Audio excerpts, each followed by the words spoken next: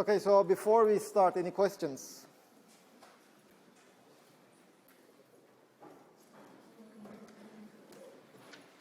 There was one question from that row. Yes, your question?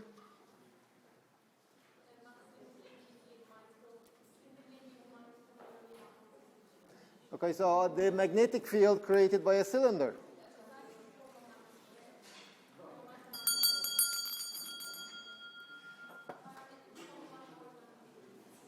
So you want a filled cylinder or a cylindrical shell? Okay, let's start with the cylindrical shell.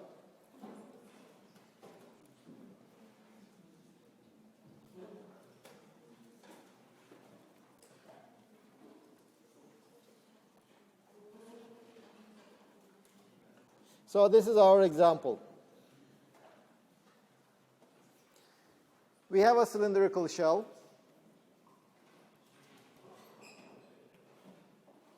Now this is made of an insulator, it's not a conductor. And on the surface of this cylinder there is a charge density. Uniform surface charge density.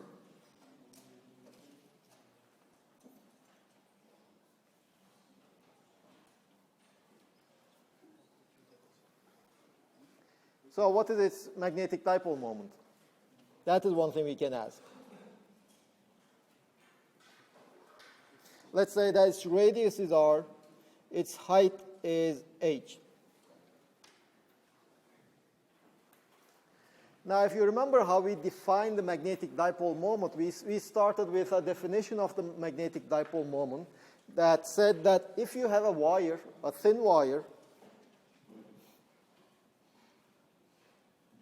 that carries a current I. It can have an arbitrary shape, and it covers the area A. It encircles an area A. Then we said that the magnetic dipole moment of this loop is given by the current times the area. That was our definition. And we also identified a direction for the magnetic dipole moment. We said that the direction of the magnetic dipole moment was given by the right-hand rule. Just curl your fingers in the direction of this current, and your thumb points in the direction of the magnetic dipole moment. So in this picture, if this is how the current is running in the area, this is the direction of the magnetic dipole moment.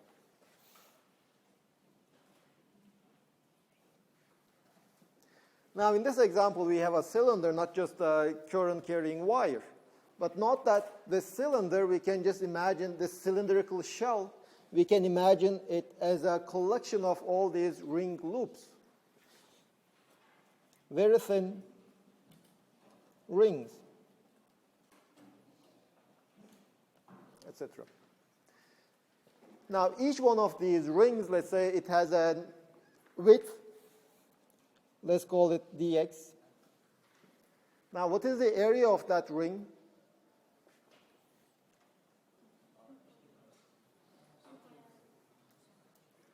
Pi r squared. Why pi r squared? 2 pi r. You see, we have this shell, not a disk. This is the shell. I'm just slicing a very thin ring out of it that has a thickness dx. Now, the circumference of this ring is just 2 pi r. And it has a thickness dx, so if you just open it up, it just looks like a rectangle. And the area of the rectangle is 2 pi r times dx. This is the area. This is not the area encapsulated by my ring. This is the area of my thin disk. Now that area is carrying charge.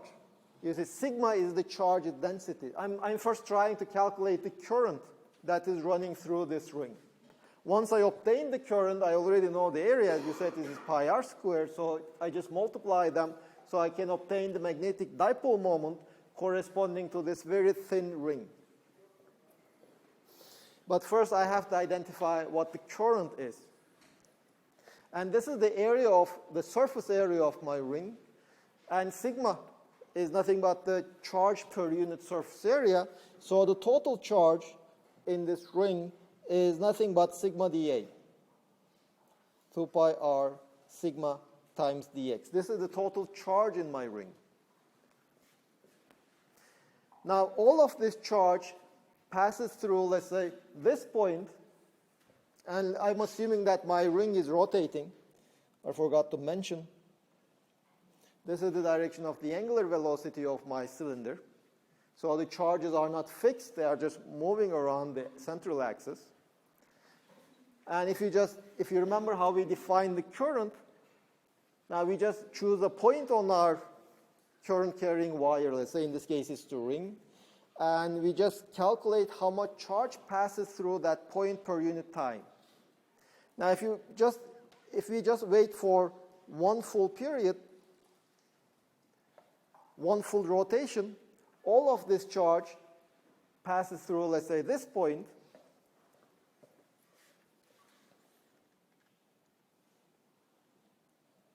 All of the charge dq passes through that point, and the time it takes for one full rotation is nothing but 2 pi over omega. So this is the current running through the ring that I have chosen. This is equal to omega over 2 pi times 2 pi r sigma dx. 2 pi's cancel. So this just tells me that the current carried by this very thin ring is just equal to omega r sigma times dx. Now this current encirculates an area given by pi r squared.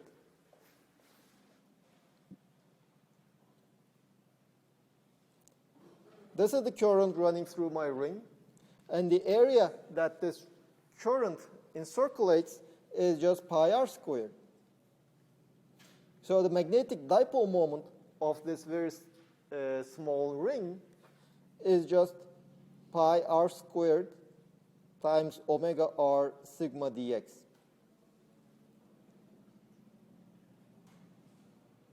Pi omega r cubed sigma dx.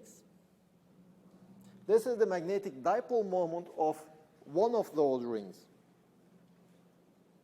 What is the direction? So, well, I have already given you how it's rotating. Omega is upward. So it is rotating like this. If it is rotating like this, that is the direction at which the current is running. So the magnetic dipole moment is also in the direction of omega. So we can just say that d mu vector is equal to pi r cubed sigma dx omega. Now, to calculate the total magnetic dipole moment, I have to sum over all such rings. That makes my cylinder.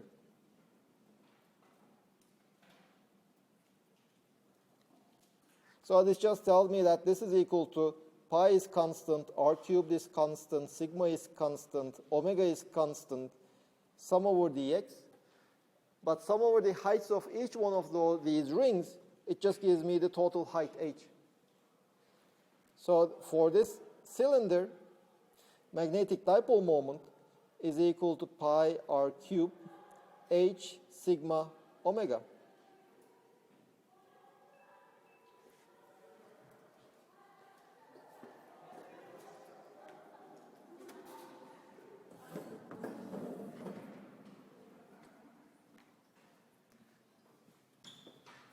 So any questions on this? Well, is this three-dimensional enough for you? Okay, yes.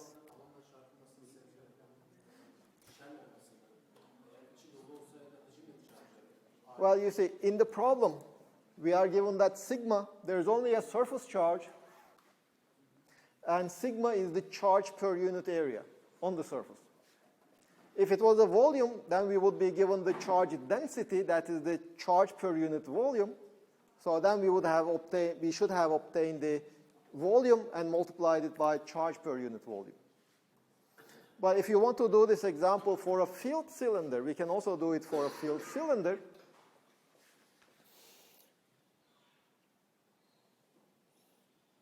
let's just generalize it to a filled cylinder.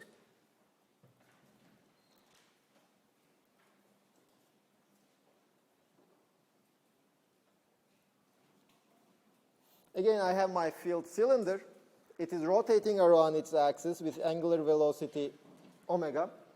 It has radius r, height h, and this time it has a volume charge density.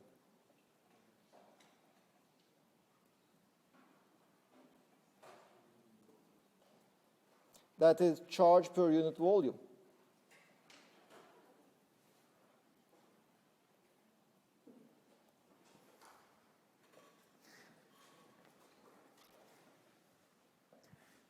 Now, to calculate this one, I can use my previous result. I can imagine this filled cylinder as just a collection of concentric cylinders, a small one, a larger one, a larger one, a larger one. And for each one of them, I already know the magnetic dipole moment. So I can just sum all the magnetic dipole moments of each one of these concentric shells. But before doing that, I would rather express my answer over here not in terms of the surface charge density, but rather in terms of the total charge. So this is equal to pi r cubed h. Now sigma, I can just say it is the total charge divided by the surface area of my cylinder. Well, the surface area of my cylinder is 2 pi r. This is the circumference times the height times omega. Well, there are many cancellations. H's cancel, r cancels. So this is equal to r squared q over 2 in the omega direction.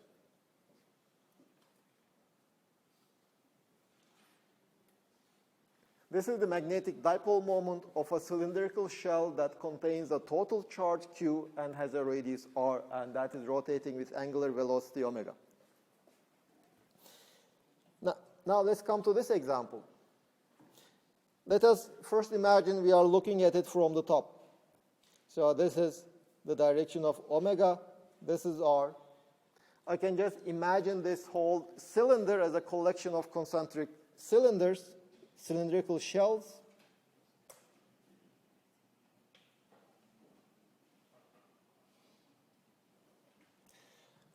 Let me just consider one of them.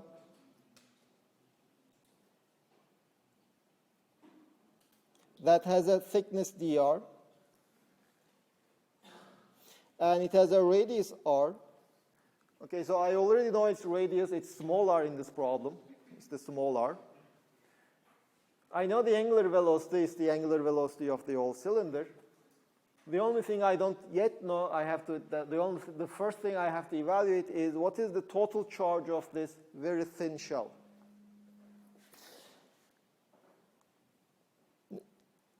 The charge of my very thin shell is nothing but the volume of my shell times the charge density. Now, what is the volume of my shell?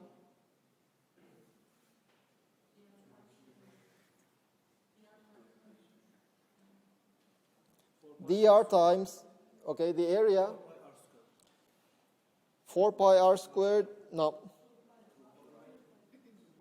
2 pi r h. You see, it has a circumference 2 pi r, and h is the height. Well, you see, I have these shells.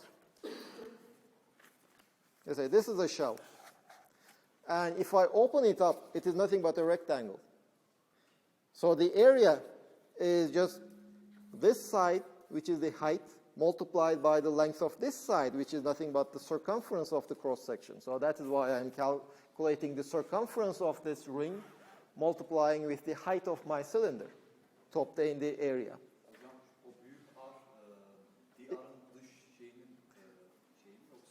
The total. You see, what I am doing is, I have this large cylinder, which has a radius capital R. I assume that this is made up of a collection of very thin cylindrical shells, concentric shells. A large one, a smaller one, a smaller one, a smaller one. And now what I did is I just picked up an arbitrary one of them. that has a radius small r.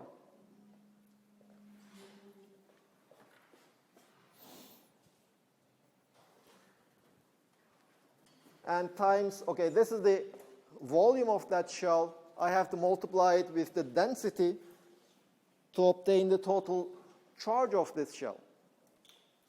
Now, I know the total charge, so I know the total magnetic dipole moment.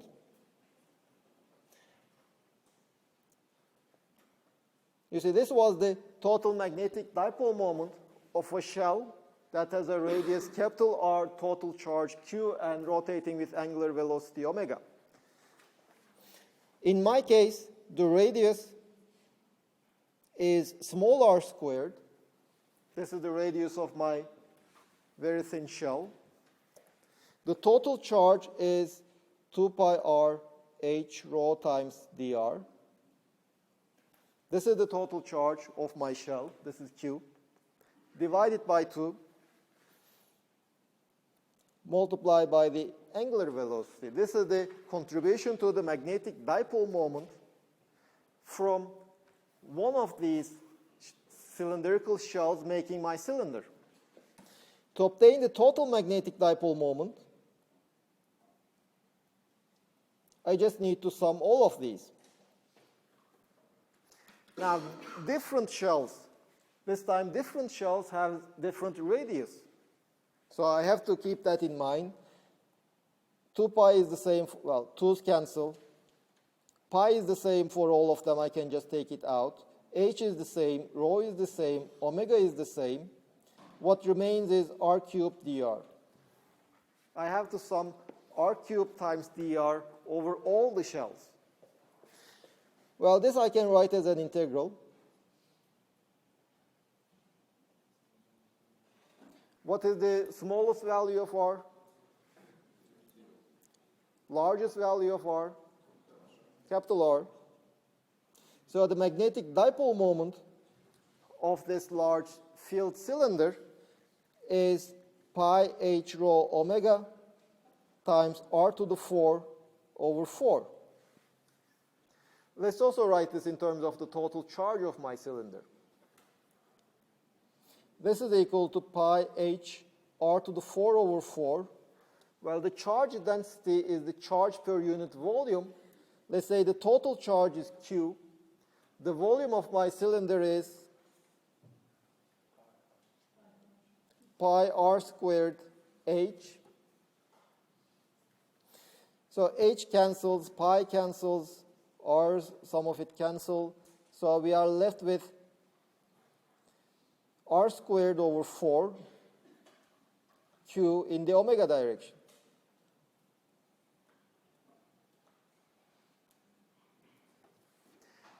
But it almost exactly looks like the previous case. You see, in the previous case, the total magnetic dipole moment of a cylindrical shell was the charge times r squared times the angular velocity over 2. In this case, it is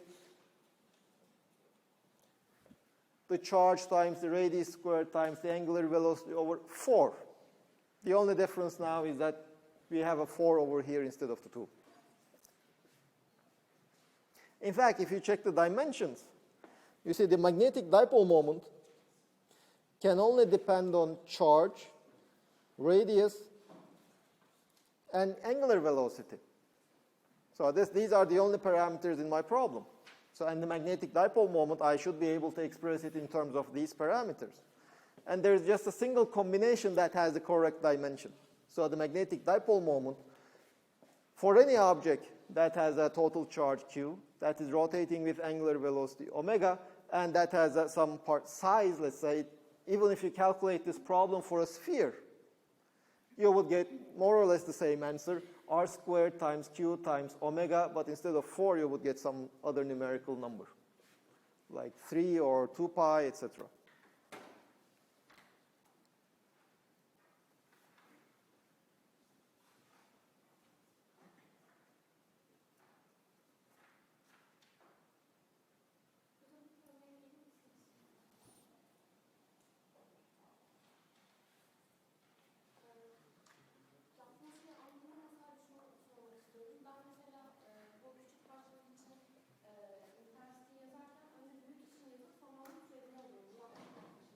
What do you do? Mesela küçük bir parçanın küçük bir segment yapıyoruz ve sonra onun üzerinden konuşuyoruz ya.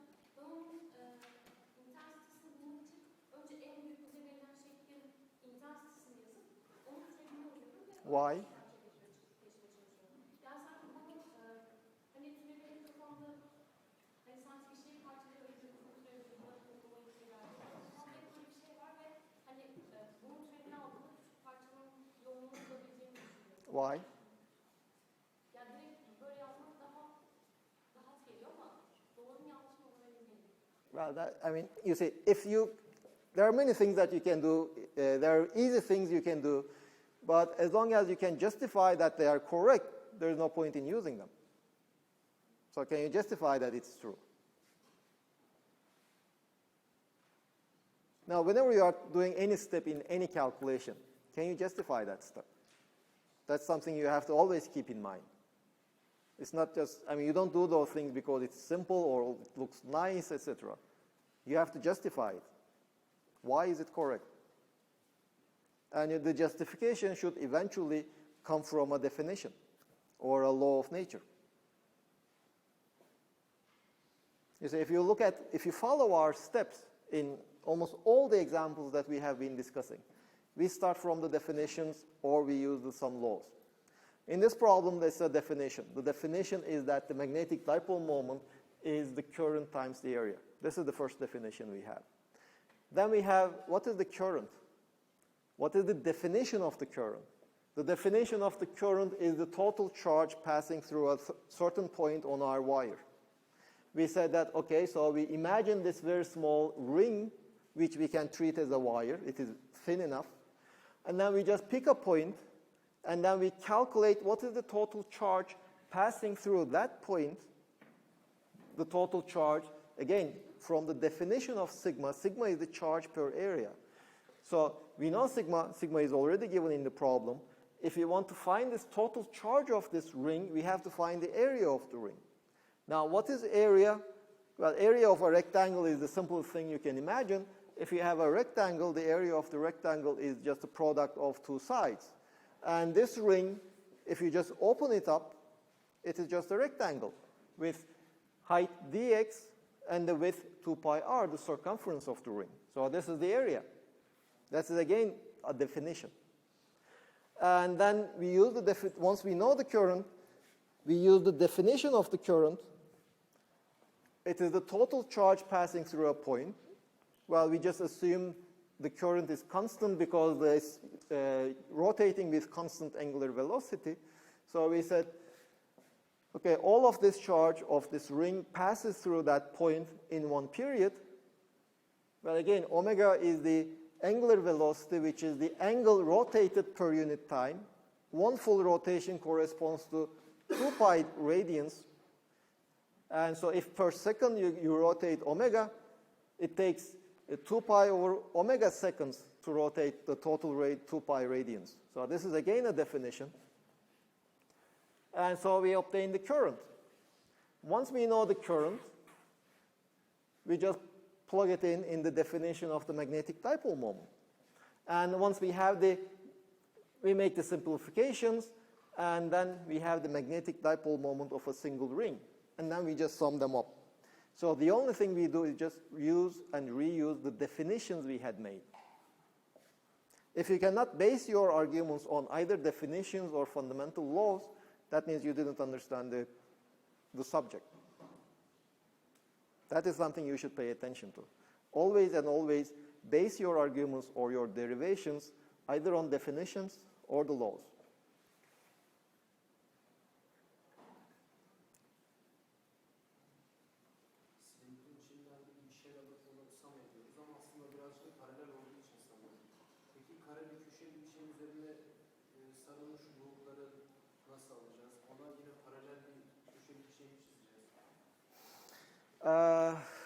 Okay, so you are saying that let's assume we have such a rectangle, a prism, and it is rotating. I mean, I'm not even mean enough to give this as a homework. I mean, you see, the basic definitions, is any of these definitions foreign to you? it will be technically complicated because you see, one problem with this one, with this example, it's not even magnetostatics. You see, we didn't name it, but what we are studying is magnetostatics. The things, we are currents that are running, but what we look at, when we look at our object, nothing changes in time.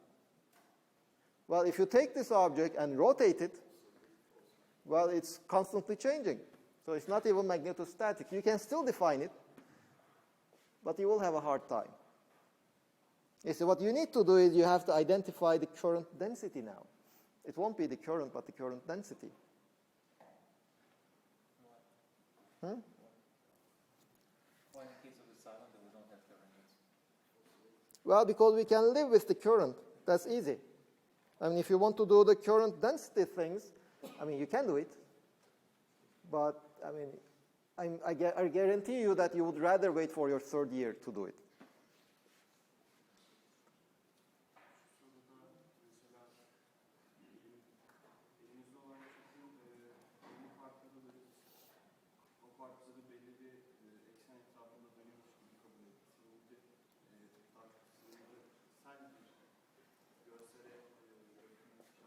You see, look at this one.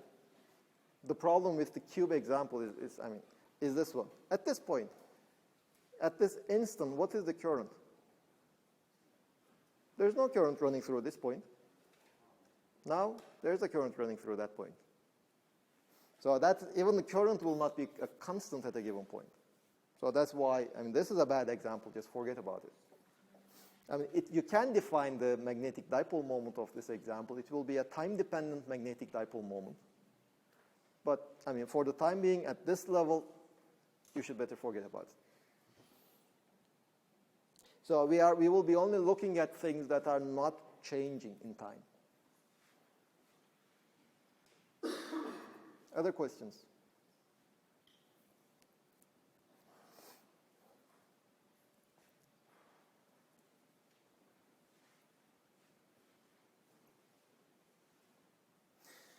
Okay, let's do another example on the applications of Ampere's law. If you remember, we had discussed the Ampere's law last week, and we said that it was just like the Gauss law in the sense that it just tells us if you take the magnetic field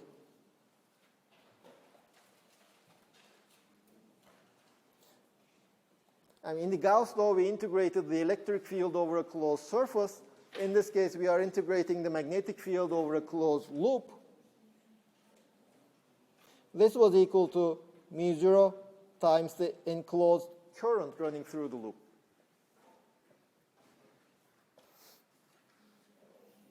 And using this, we could, for example, easily calculate the magnetic field created by an infinite wire. Now let's do another example.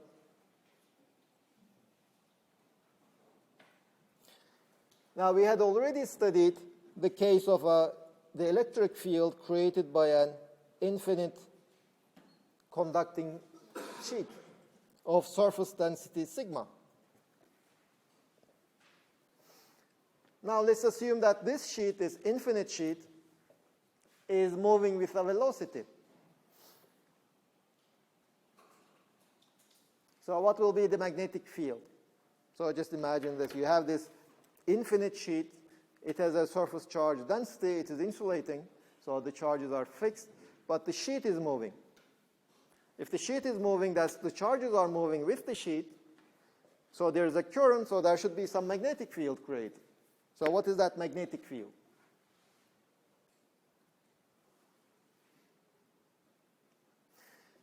So just like the Gauss law, the first thing we have to do is identify the direction of the magnetic field, or some properties of the magnetic field.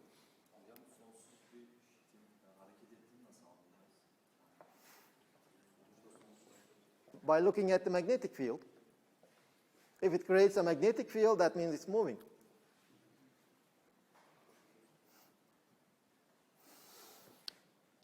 Well, first let's do it the hard way. Let's just imagine that, okay, this is the direction of my motion of the sheet. I'm just looking at it straight from the side. This is my sheet. it is moving towards me. And I can just imagine that we will still be doing the same tricks over and over again. I have this sheet. I know the magnetic field of an infinite wire, not of a sheet, but I can just divide this infinite sheet into very thin segments. So I can just divide it like this.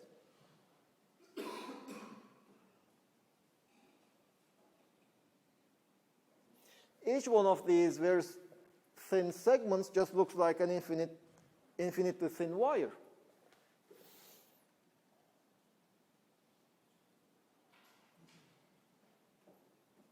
Let's say it has a thickness dx. And let's say that we would like to find the magnetic field at this point.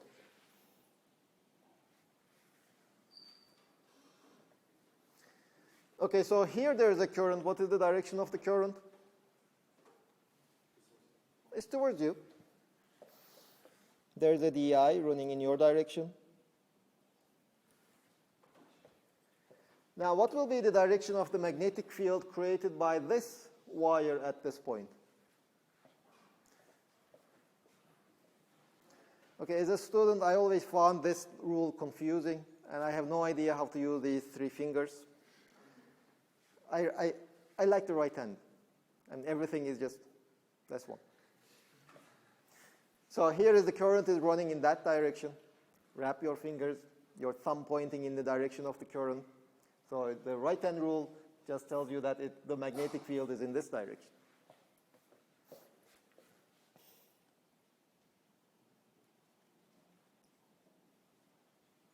This is dB. Now let's look at this other wire, symmetrically positioned. This one. So let's say this has a length L, this has a length L. So they are at the same distance from this point. And what's the direction of the magnetic field created by this wire? Not minus B, in this direction.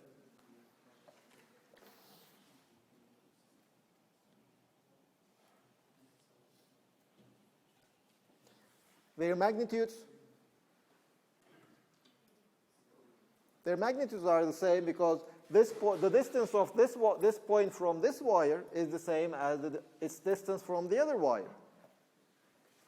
So the distances are the same, and remember the magnetic field created by a wire depends on the current carried by the wire and also the distance from the wire. The current, since I'm assuming the thicknesses are the same, both of these wires carry the same current. Furthermore, this point is equidistant from both of these wires, so the magnitude of the magnetic field created by both of them is equal. And these angles are also equal. Or these angles are equal. So if you just sum these two, what you would obtain is a vector pointing horizontally. This is dB1, let's say this is dB2. dB1 plus dB2 is horizontal. So whatever very thin wire you imagine from this side, there will be a symmetrical very thin wire on the other side, and the sum of the contributions to the magnetic field at this point will be horizontal. So basically the net magnetic field created at the top will be in that direction. So that is one thing we know. It's horizontal. What about the bottom? Some point at the bottom. Let's look at this point. Well, we basically have the identical argument. What will be the direction of the magnetic field created at this point by this wire on the left? Your right hand. This is the direction of the current.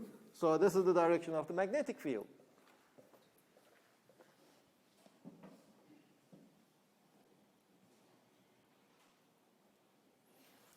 And the direction of the magnetic field created by this wire, again, just the right-hand rule, your thumb in the direction of the current. If you just curl it, this is the direction. It's perpendicular to the this distance vector. And the same reasoning just tells me that if you just sum these two, you get a horizontal vector. So this just tells us that the magnetic field lines at the top is horizontal and pointing towards the left, and the magnetic field lines at the bottom is horizontal and pointing towards the right. And what about the magnitudes? Well, can the magnitude of the magnetic field line at this point be different than the magnetic field at this point? The magnitude. The magnitude here and the magnitude here.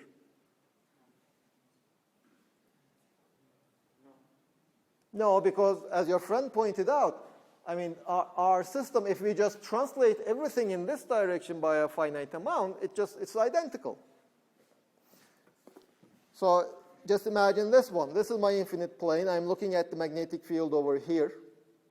And I would like to compare it with the magnetic field over here. Now, if I translate everything, nothing changes.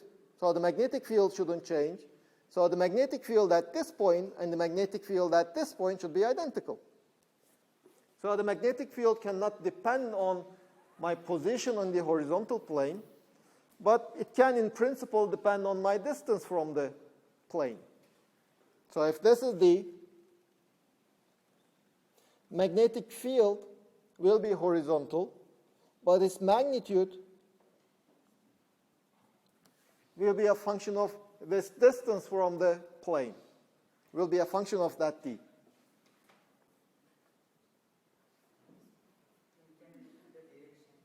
Let's put the directions. Let's say this is x, this is y. So the magnetic field is equal to, it's in the b of d in the minus x direction if,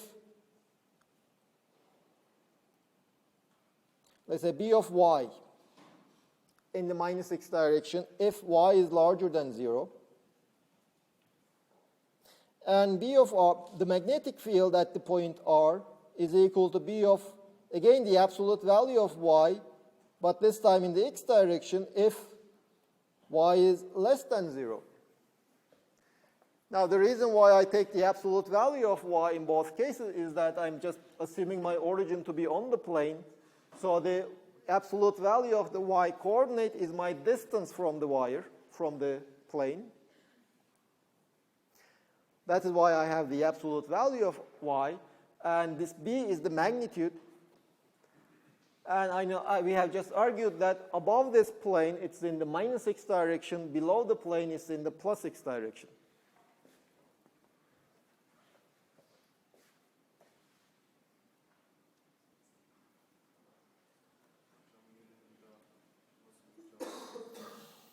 Okay, what we did is to find the direction of the magnetic field. Well, to find the magnetic field itself, we can always just divide our system into very thin wires that's carrying a current, and then sum their contribution.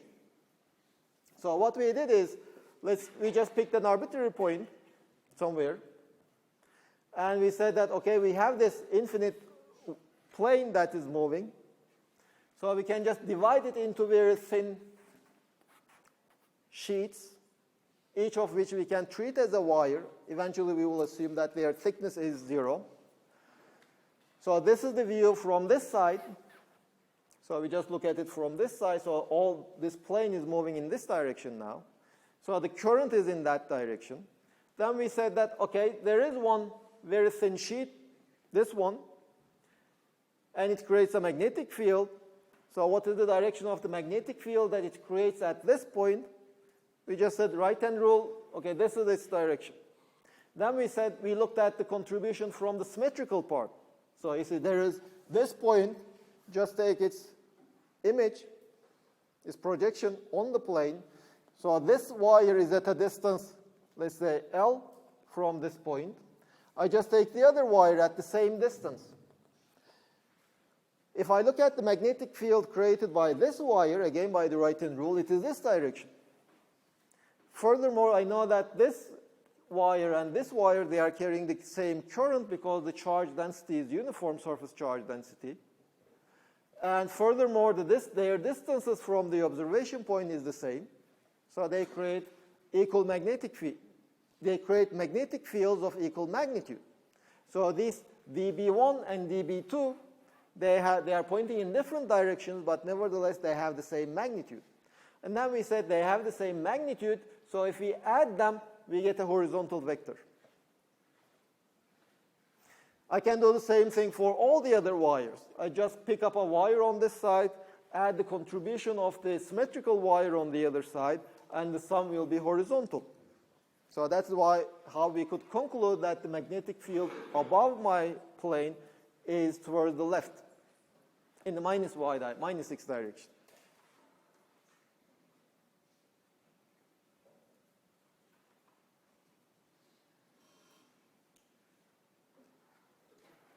Any other questions?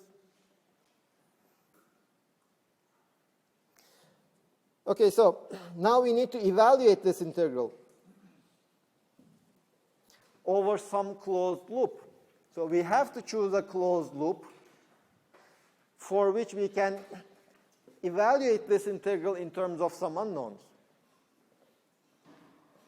So what will be your proposal? First of all, we already know the directions of B. If some path segment is perpendicular to B, I don't have any contribution. So it's trivial to evaluate. It's just 0. So to construct my closed loop, I can just use vertical sides. But furthermore, I also know that B is constant, and in the x direction or minus x direction, on a horizontal line. So on a horizontal line, the magnitude of B would be constant. Since it's constant, I can just take it out of the integral. And the direction is also constant. So if I choose my dl to be in the same direction, then I'm done. So that would tell me that I should better choose such an area, such a loop.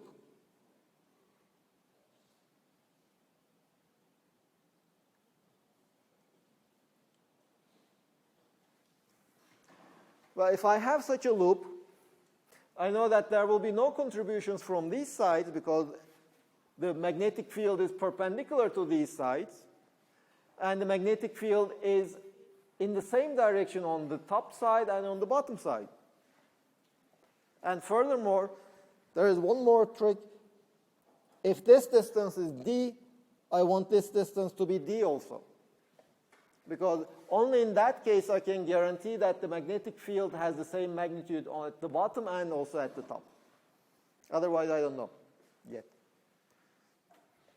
The magnetic field at this point might be different than the magnetic field at this point. So that I want to avoid that problem.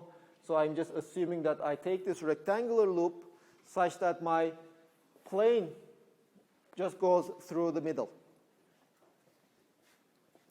Let's give some names, A, B, C, and D.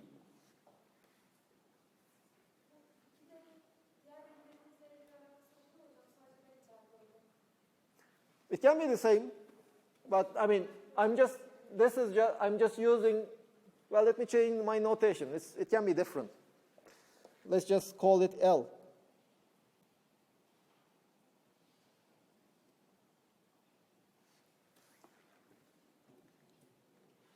Now I can divide this loop integral into 4 parts over all the sides of this rectangle.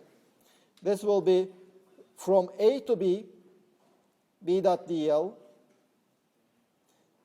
from B to C, B dot dl, then from C to D, and then from D to A.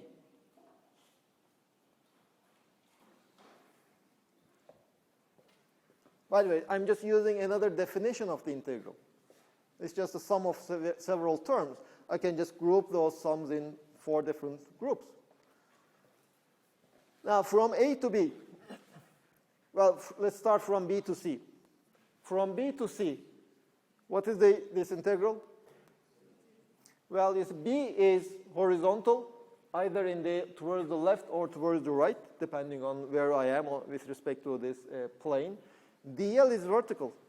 So these two are perpendicular to each other, and the scalar product of two vertical vectors is 0. And similarly for D to A.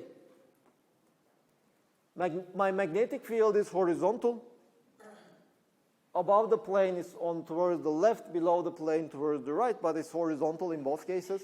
But my dl is along this side, which is perpendicular. So again, B dot dl will be 0. Now from A to B,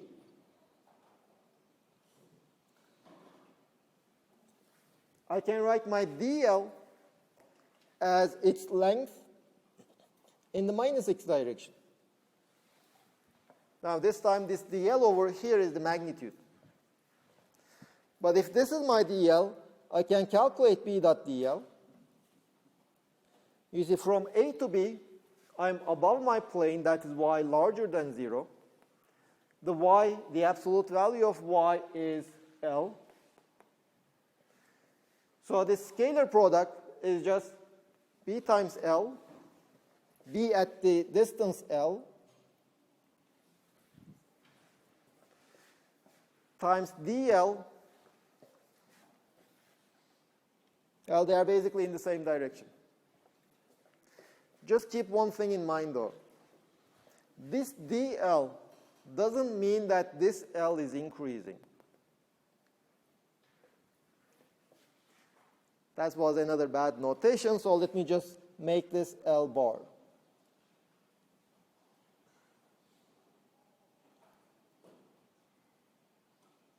Because you see how we define dl. dl is what we did was we have this length, we divided it into very small parts, and each one of those, an arbitrary one of those, we just define it as the dl vector. Along this dl vector, this distance doesn't change. So that is why I just renamed it. This is now L bar. L bar and dl, they are different things. L bar is a constant. It is just this length. dl is just the width of this vector. And as we go along this vector, L bar doesn't change. Okay, so this is B dot dl. Now if we integrate B dot dl from A to B, this is B L bar times dl. But you see, as we go from A to B, L bar is a constant. The magnitude of the magnetic field is a constant. So we can take it out of the integral. And this sum of the lengths of these small segments just gives me the total length over here. Let's just call it large L.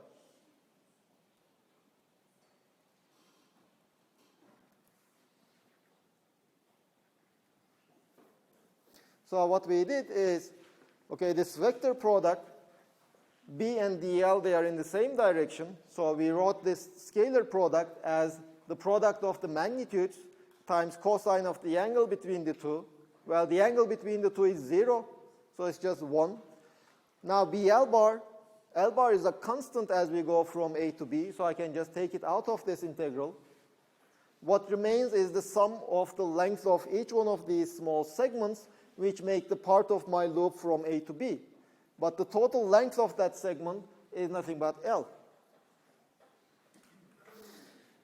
Now we can do the same steps as we go from C to D.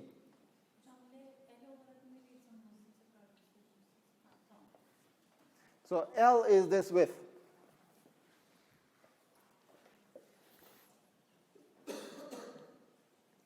Now as we go from C to D, you see magnetic field is in this direction at the bottom.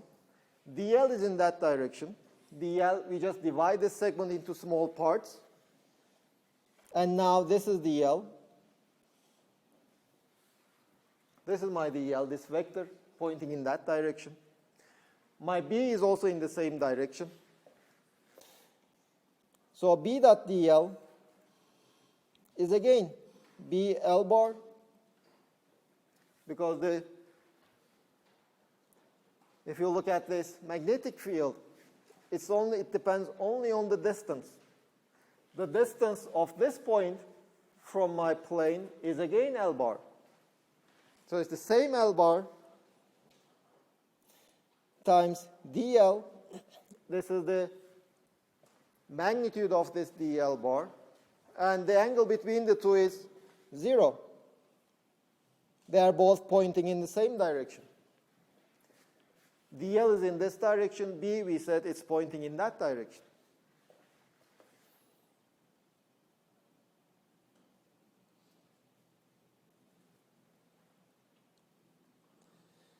Now we need to sum all these.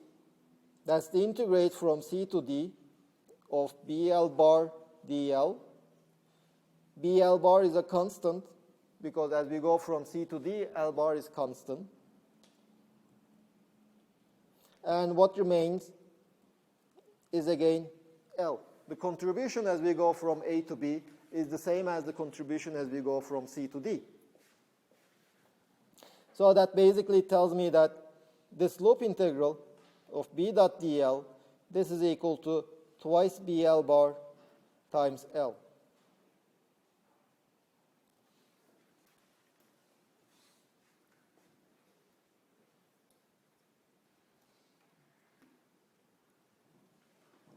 Now, any questions up to here?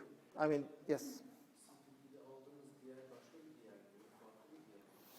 Well, you see, dl changes all the time. In principle, and we are just moving around this loop. You might prefer to choose it constant or changing.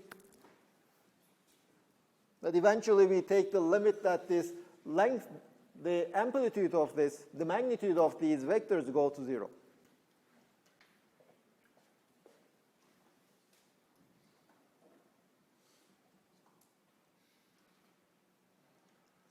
Now the last thing that remains is, okay, now we had evaluated B dot dl. We know that Ampere's law tells us that this should be equal to mu 0 times the enclosed current. So we have to identify this enclosed current by our loop.